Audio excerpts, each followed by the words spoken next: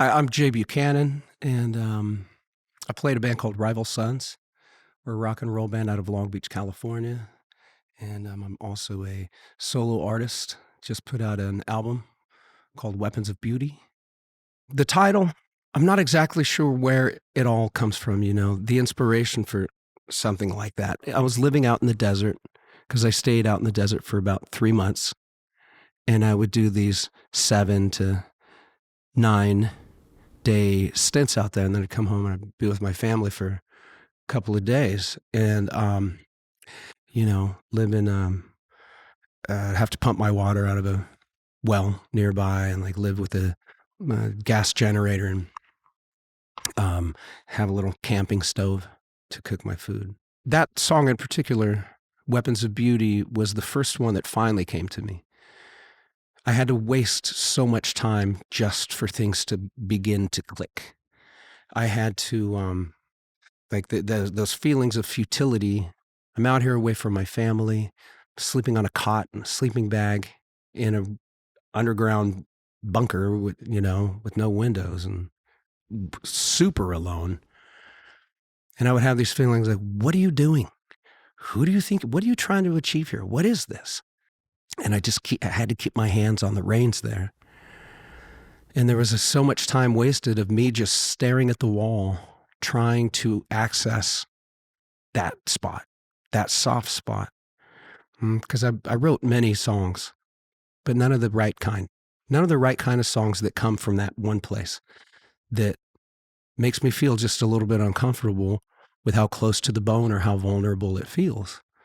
And I had to go through this long process of uncovering this vulnerability and illustrating it in such a way to make that vulnerability powerful. The song Weapons of Beauty was probably the first one that actually came to me. And the Weapons of Beauty, I suppose, it's just like all of these things that we do together, LR bags and, guitar makers and artists. We're trying to make the world a better place through art. We're trying to do what we can to push things forward and make things nice. Make things nice in the world, make things sound good, create good soundtracks. And I started thinking about this simple act of joy that we all, this joy of music and this joy of creation, as a resistance to the futility of the evildoers and the oppressors that are out there. They're all, right this very minute, we're all having money taken out of our pockets quietly that we can't see, and we're all being taken advantage of because unless you're on top of the upper hand, that's just the way things are. They can take everything, but they can't take your levity. But creating joy and dancing your way to the grave is important to me. And looking at these things as weapons of beauty instead of just these, art and this vulnerability being something that is frail. It's not frail, it's powerful. And I wanted to claim that. So I think that's maybe where it comes from, something like that. Yeah, I'm so thankful for music. I'm so thankful for it. It's just the best thing ever. Free magic, that music.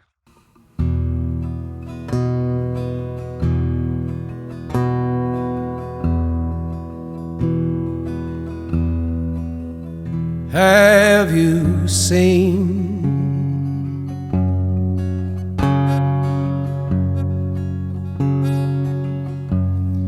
the way that desire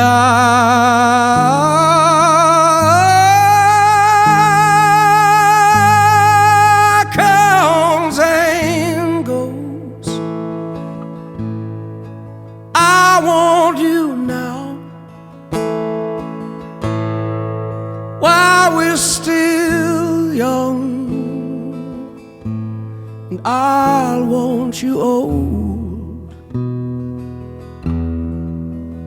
Let this fire that lay between us glow forever now. Let this work of my affection hang high on your wall. Sway together, sway with young man. Let the night and its fever tremble in your head. Let the wolves at the door go away now. I ain't feeding them no more. I want to sway.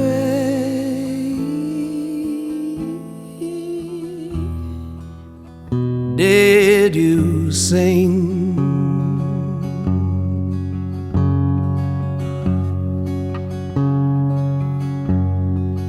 with a delight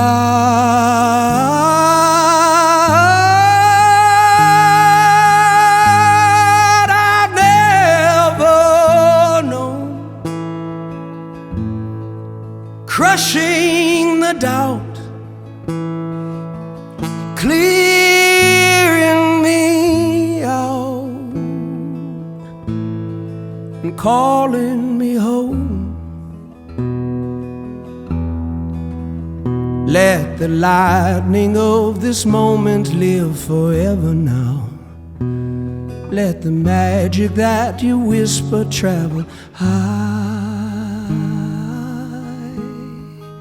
over it all. Sway together, sway with your man. Let the night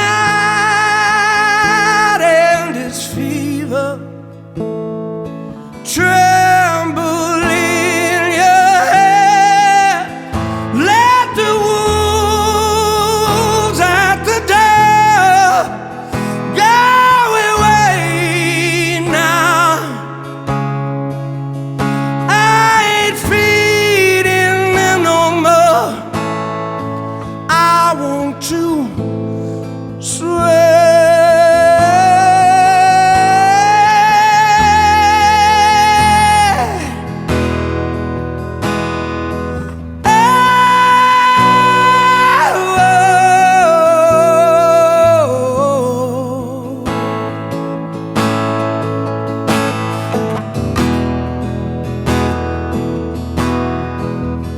I was so lost without you.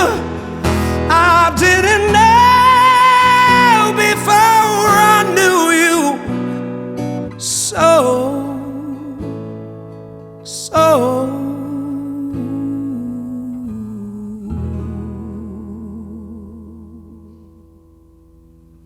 Oh, the song Sway. It was really, I wanted to write a song for my wife. Not necessarily like about her or us, but of course it ends up being that way. But I wanted to write a song, like a romantic song. It's like the world doesn't need more love songs, right? But at the same time, yes, it does. But I wanted to make a love song specifically that employs patience, you know, and restraint.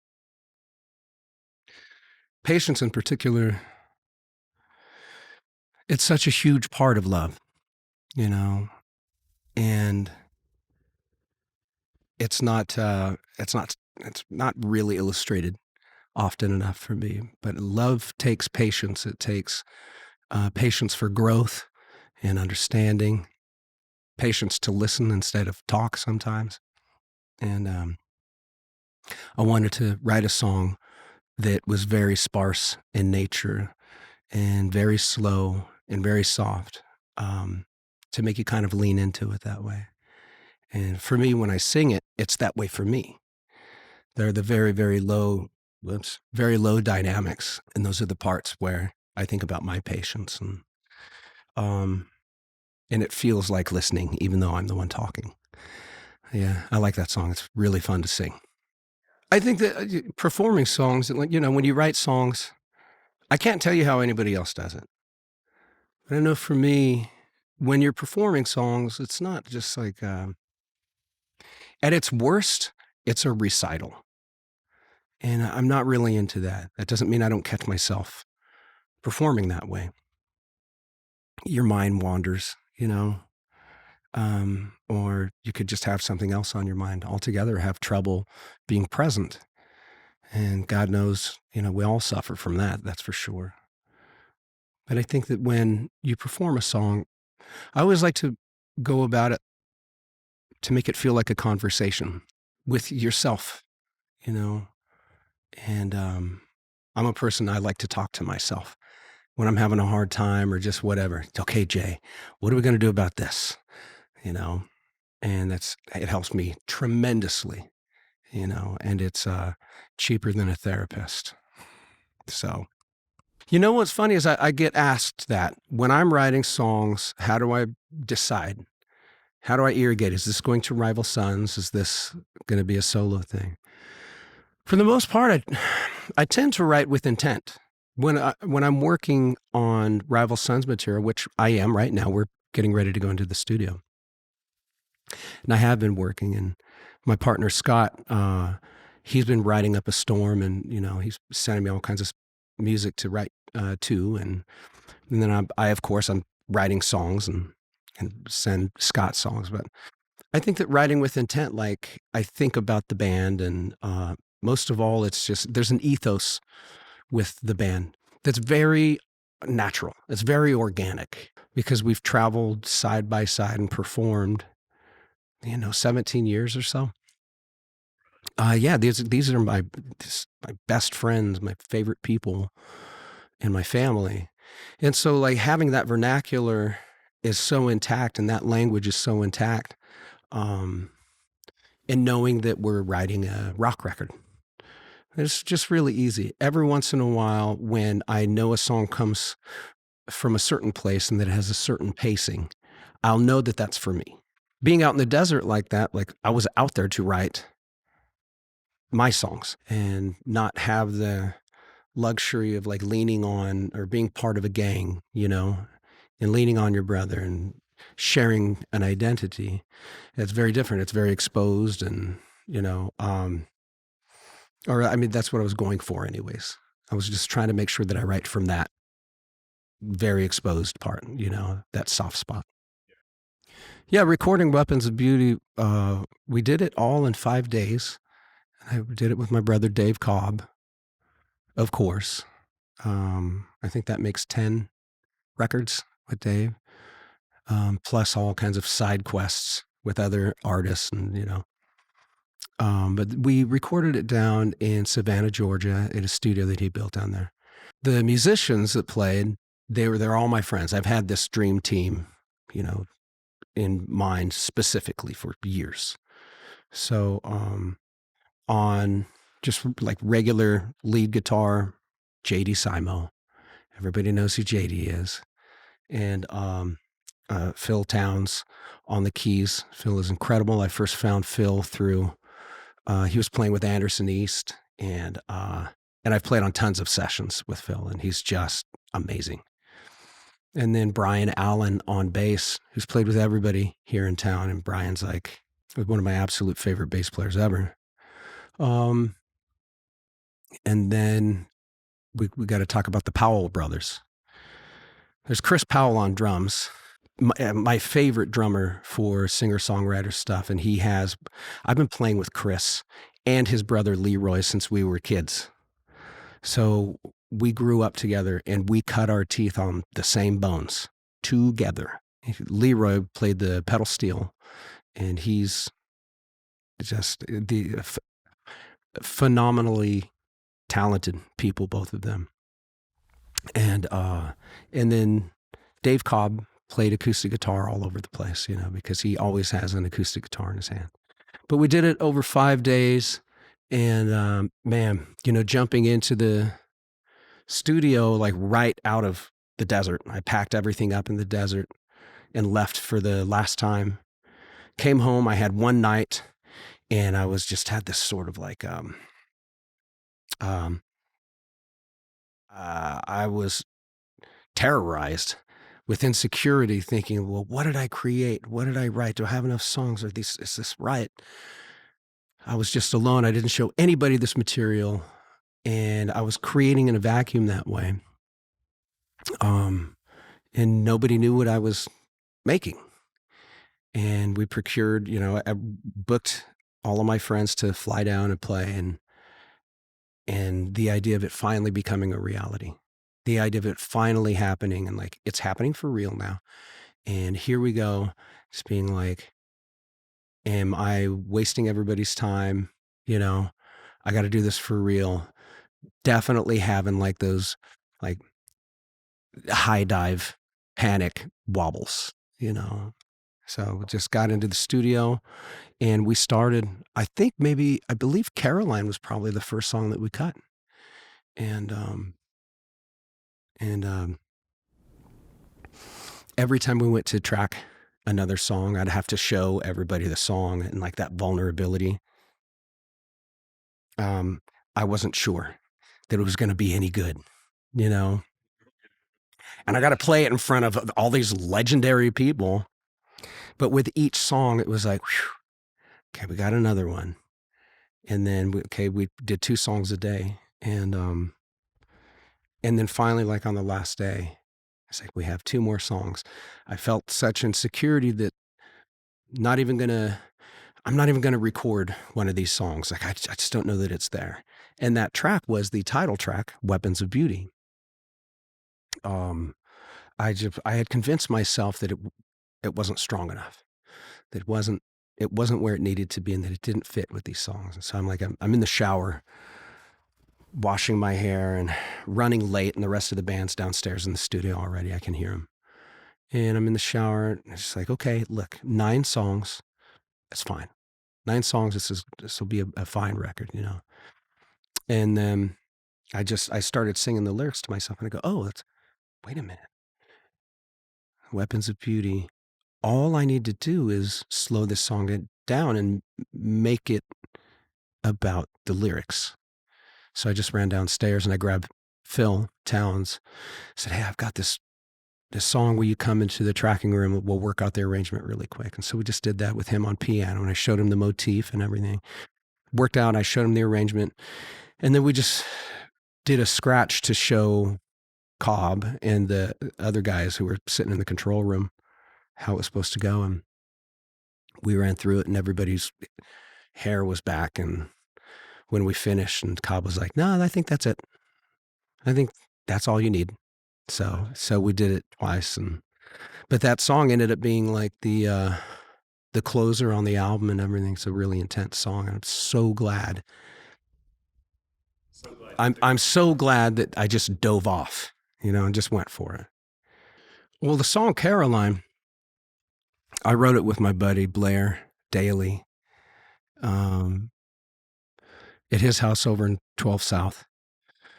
And it was really showing up and wanting to write a song. Blair and I would get together and we would just write songs. It's just for sport, it's just for fun. We're both songwriters, so we'd get together, never any like pressure to complete something, or it's just hanging out. And I told him that I wanted to write the saddest country waltz, that I'm capable of, and that I wanted to write something about an unquenchable grief that must be lived with instead of, cured or absolved. Some wounds never heal. And for some people, and I've definitely seen it, it's not autobiographical for me, but you've seen people that they don't move on. I wanted to write a song about that person, because I think that if that's in somebody else, then that's in me. And where is it in me? And where does their property line end and mine begin? And how do they overlap,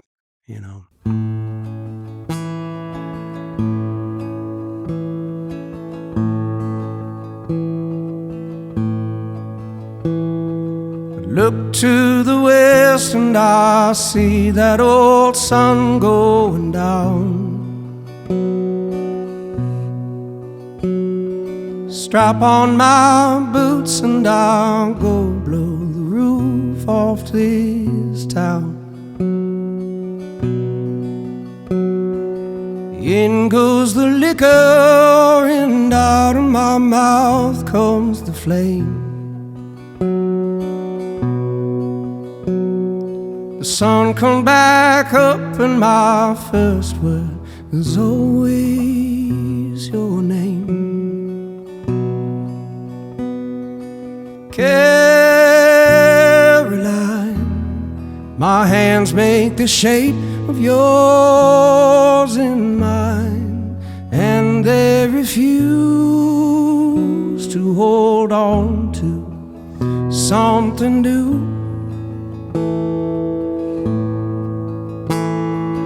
Caroline, I'm gonna burn up all of my time until the Lord brings me back to you.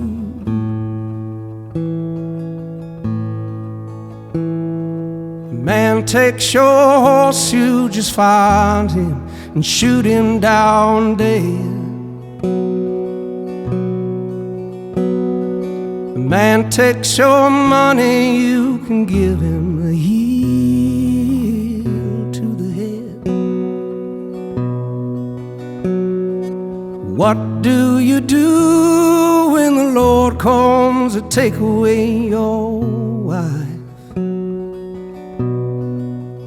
Guess your only revenge is to curse every day of your life.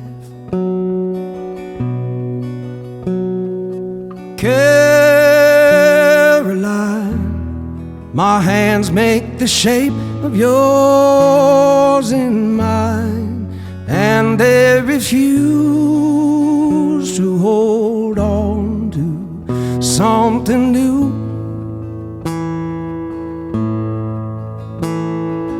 Caroline, I'm gonna burn up all of my time until the Lord brings me back to you.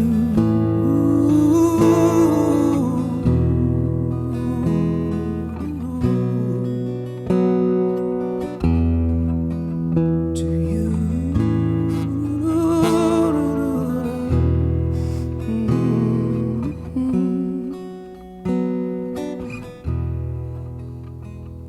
You knew me before I worked so hard to build this bad name.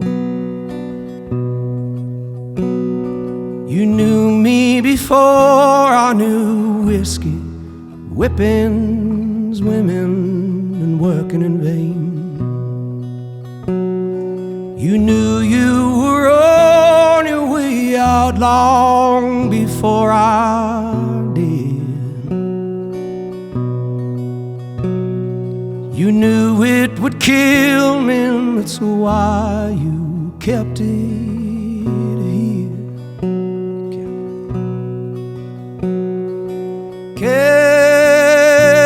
Caroline, my hands make the shape of yours in mine, and they refuse to hold on to something new.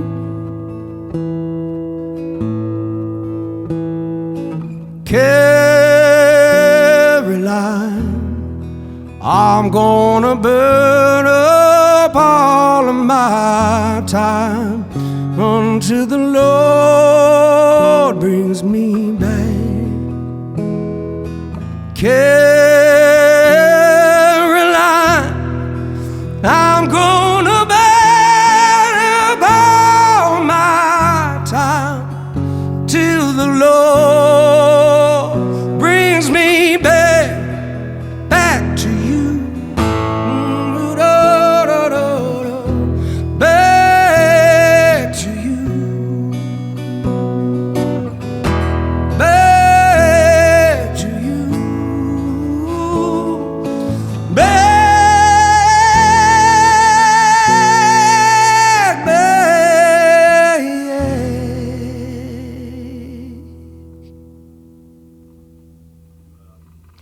Okay, well, LR bags. I think as with a lot of people, I'm just I'm gonna gush just a little bit about LR bags.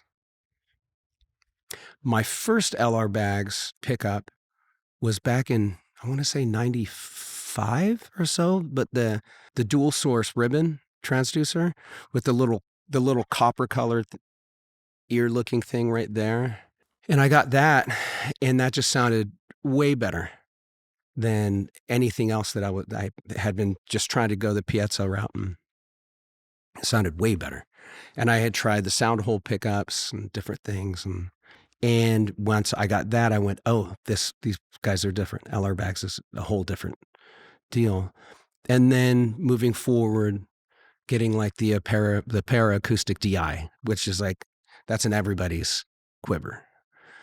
I would use that for upright bass, all kinds of things. That old para acoustic DI, it's incredible, and that's why everybody has one. They're absolute tanks.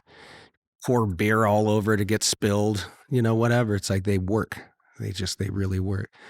And then, and so, I just over the years, and then, I don't know, 7 years ago or whatever, when it came time, I put down acoustic guitar and everything for some years because being in Rival Sons, I'm a frontman, and I wasn't playing guitar. There's already like a lot of sound coming out. There's a lot of guitar happening on stage, courtesy of my brother Scott. And but with the Feral Roots record, we took a different approach, and I wrote a lot of songs on acoustic. And it was like, okay, I guess I'm going to play guitar on deck now. And so I went and I loved what Guild was doing in their custom shop, and so I got like a D55, and it had the Anthem in it. I thought, like, I really like this pickup. So reached out to you guys, understood everything that you were doing. And so this is the gushing part.